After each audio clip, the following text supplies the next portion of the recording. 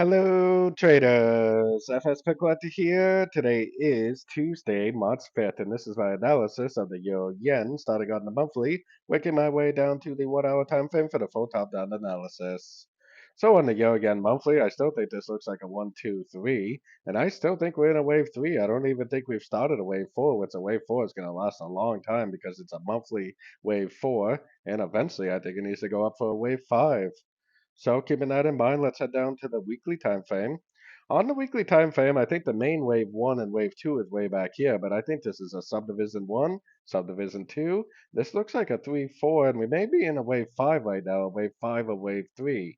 So once it ends at wave 5 or 3, it's probably going to have to make a big correction for a wave 4, and then another push up for a wave 5 like I was showing on the monthly time frame.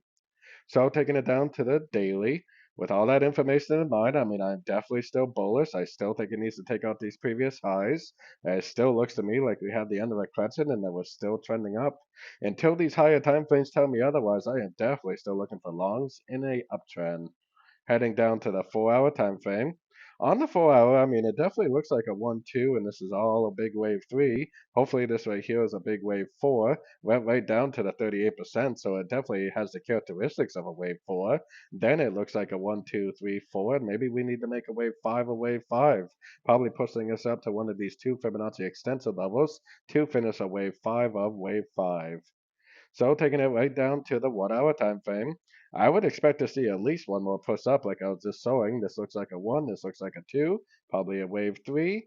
I mean, it looks like it might have already ended a wave 4 because we have another 38% Fibonacci bounce. So keep an eye on it because it may just keep on trending up from here to make that wave 5, probably at least up to the 223 area, around the 163, maybe 164 area, to end what I think is probably a wave 5 of wave 5, most likely.